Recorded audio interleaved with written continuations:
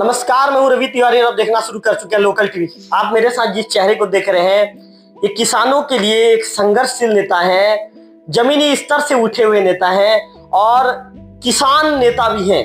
मैं आपको बताना चाहूंगा कि जब किसानों का धान नहीं बिक रहा था, लगभग 277 किसान थे जिनका धान नहीं बिका था 24 तारीख की स्थिति में। उस दौरान लोकल टीवी की टीम ग्राउंड पर पहुंची थी।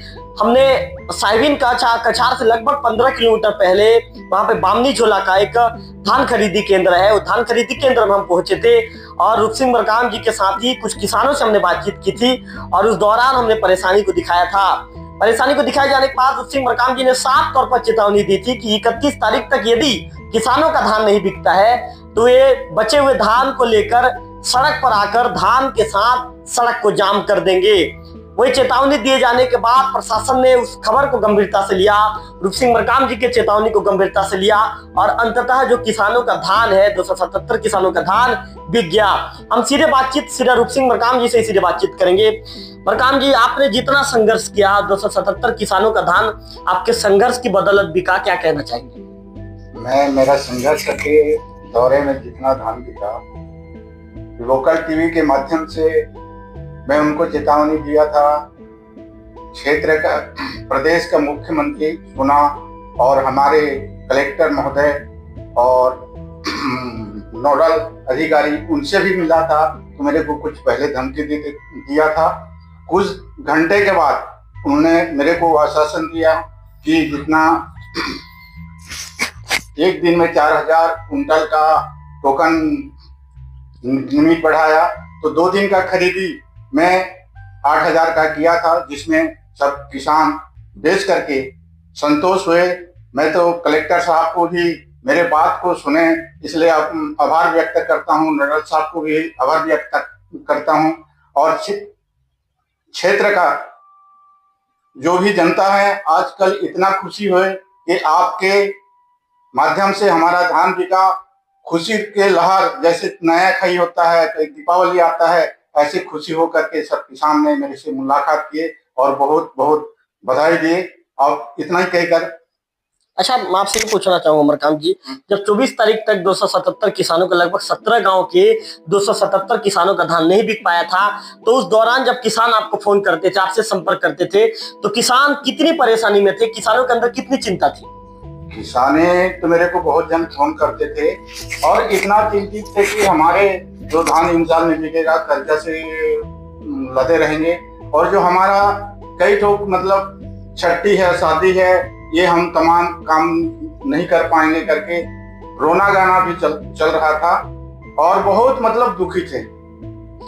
मैं आपके बारे में ये भी जानना चाहूंगा कि आप छत्तीसगढ़ और उड़ीसा की सीमा पर बसा एक गांव है साहिबिन कछार। मैं मेरे दर्शक आपको बता दूं कि साहिबिन कछार पहुंचने के लिए काफी संघर्ष करना पड़ता है। अभी भी वहां पर कच्ची सड़क है ना, अभी भी वहां पर कच्ची सड़क है और वहां के जो संघर्षशील नेता है रूप सिंह मरकाम जी, परिस्थिति चाहे कुछ भी हो, लेकिन रूप सिंह मरकाम जी के अंदर इतनी ज्यादा क्वालिटी है कि परिस्थिति को अपने अनुकूल ढालना जानते हैं। रूप सिंह जी, आखिर वो कौन सा दौर था जब आप अपने साहिबिन कछार गांव से बाहर आए और आपने किसानों की समस्या, लोगों की समस्याओं को लेकर लड़ना शुरू किया? मैं आया, देखा खुद मेरा स्वयं का भी 100 कुंटल नहीं बिका था, हमारे गांव लोगों का 10-15 लोगों का नहीं कटा था। इसलिए मेरे को वहां से निकलने के लिए मेरे को तो 1 घंटा आता था। बिल्कुल कच्ची रोड है, आज भी कच्ची रोड के लिए ये तमाम चुनाव जैसे खत्म हो जाता है, जैसे आज धान बेचने के लिए हम कमर कसे, इसी टाइप अगला जैसे चुनाव खत्म हो जाता है तो रोड के लिए भी हम लोग तमाम कमर कस के लड़ेंगे और रोड का स्वीकृति करवाएंगे। हमारे दर्शक ये भी जानना चाहेंगे कि रूप सिंह मरकाम जी का बचपन कितने संघर्षों के बीच बीता है और आपने कितना संघर्ष करके आप यहाँ तक पहुंचे, हमारे दर्शक ये भी जानना चाहेंगे। मैं 18 साल से लगातार कमर कस के इस ऐसे मतलब काम करता रहा था और आज मेरा लगभग 64 साल हो चुका है और ऐसे जब तक सांस चलते रहेगा ऐसे किसानों का रोड पुलिया आदि का क्षेत्र का विकास के लिए मैं संघर्ष करते रहूंगा। जब आप बचपन के दिनों में थे तो उस समय आपके गांव में तो मेरे ख्याल से मोबाइल कनेक्टिविटी भी नहीं था, आज है कि नहीं है? आज है। ये लगभग ये 5 साल से लगभग एक मोबाइल कनेक्टर हुआ है। तो पहले पहले आप लोग उस दौरान कैसे क्या करते थे? चूंकि ब्लॉक मुख्यालय भी लगभग मान के चलिए लगभग 30-35 किलोमीटर दूर है आपके गांव से, 35 भी नहीं, लगभग 50 किलोमीटर के आसपास होगा। तो उस दौरान कैसे करते थे? यदि आप लोगों को किसी समस्या से अवगत कराना है या अस्पताल की कोई व्यवस्था है, स्वास्थ्य सुविधा की व्यवस्था है, कैसे क्या करते थे उस दौरान? उस दौरान यदि स्वास्थ्य का व्यवस्था, यदि बीमारी हो जाता था, उस टाइम में हम लोग साइकिल से ले जाते थे। उसके पहले तो हम लोग गाड़ी से ले जाते थे, और आज मोटरसाइकिल हो गया, मोटरसाइकिल से लेते हैं। अभी 2 साल से बीच में कई बार ट्रैक्टर से भी लेते थे।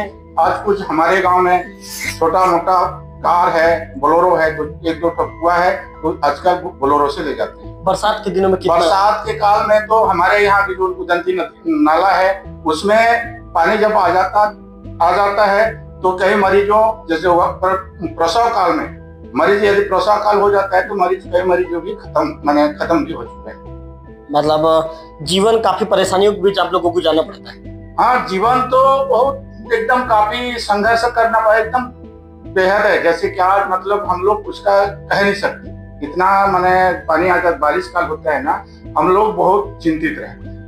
रूप सिंह जी, आप उस क्षेत्र के नामी नेता हैं। आपने वो क्षेत्र के लोगों से, पूरे गांव के लोगों से आपके मधुर संबंध है, आपने आत्मीय संबंध स्थापित कर लिया है।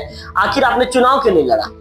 नहीं, हमारे क्षेत्र में ऐसी कोई बात नहीं है कि शासन ने हमारे क्षेत्र में पूरा जितना महिला, जनपद पंचायत है, महिला हो गया, सरपंच हो गया, महिला हो गया, बीडीसी, जिला पंचायत भी महिला हो गया, इसीलिए हम लोग इस टाइम में बिल्कुल चुपचाप बैठे हैं।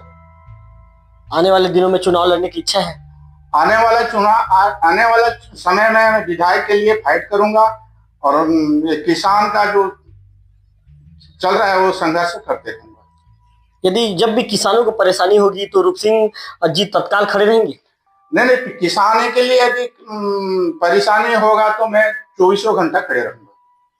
तो आप ये विक्की, आप जो मेरे कैमरा पर विक्की दिखा रहे थे, ये रूप सिंह मरकाम जी को आप सुन रहे थे। उन्होंने साफ तौर पर कहा है कि किसानों को यदि किसी भी तरह की परेशानी और दिक्कतों का सामना करना पड़ेगा, यदि करना पड़ता है या उन्हें परेशानी होती है, तो निश्चित तौर पर मैं किसानों के साथ खड़ा हो जाऊंगा। उन्होंने ये कहा है कि आने वाले दिनों में विधायक का चुनाव लड़ने की मेरी इच्छा है, और वो चुनाव लड़ने को मैं तैयार भी हूं, और यदि परिस्थिति ऐसी आएगी तो उस चुनाव में लड़ूंगा भी। उन्होंने मैं आपको बताना चाहूंगा कि 24 तारीख का जो समय था, 24 दिसंबर के आसपास का समय था, लोकल टीवी की जब मैं गाँव में पहुंची थी, तो उस दौरान लगभग 50 से 60 किसान वहां पर पहुंचे थे, और हमने फोन में भी संपर्क साधा था कई किसानों से। 17 गांव के 277 किसान धान नहीं बिकने के चलते बहुत ज्यादा परेशान थे। उनके चेहरे पर, उनके ये कह सकते हैं कि उनके माथे पर चिंता की लकीरें दिख रही थी। इसके बाद रूप सिंह मरकाम जी ने सभी किसानों का आश्वस्त किया, आपको घबराने की जरूरत नहीं, आपको किसी से डरने की जरूरत नहीं, और आपको चिंता करने की जरूरत नहीं है, आपका धान बिकेगा। इसके लिए चाहे मुझे किसी भी स्तर पर संघर्ष करना पड़े, मैं करूंगा। रूप सिंह जी ने हमारे लोकल टीवी के माध्यम से उसी दिन चेतावनी दे दी थी शासन प्रशासन में बैठे जिम्मेदारों को कि यदि आप 31 तारीख तक, अंतिम दिन 31 जनवरी तक यदि आप धान नहीं खरीदते हैं, तो वो परिस्थिति ऐसे रहेगी कि उसके बाद फिर हम खुद मौके पर पहुंचेंगे, हम धान लेकर आएंगे। मैंने 24 दिसंबर कह दिया था, 24 जनवरी का दिन था। हम खुद मौके पर पहुंचेंगे, मौके पर पहुंचने के बाद अपने धान को लेकर आएंगे और NH 130C को जाम कर देंगे। रूप सिंह जी के चेतावनी के बाद शासन प्रशासन अपनी कुंभकर्णी नींद से जागा। इसके बाद जिम्मेदारों ने तत्काल उचित कदम उठाया, और जो धान का जो लिमिट था, उस लिमिट को बढ़ा दिया गया, लगभग 4000 क्विंटल के आसपास कर दिया गया, और आज सभी किसानों का धान बिक गया है।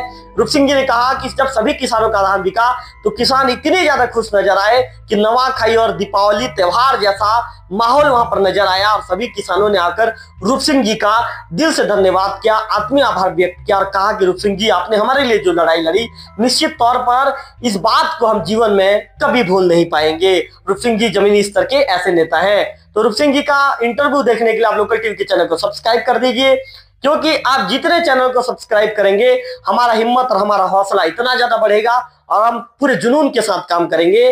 तो मेरे प्यारे दर्शक, आप लोकल टीवी के चैनल को सब्सक्राइब कर दीजिए। सब्सक्राइब करेंगे तो आपको इस तरह के इंटरव्यू देखने को आने वाले दिनों में मिलते रहेंगे। कैमरा पर्सन विक्की के साथ रविकांत तिवारी, लोकल टीवी देखो।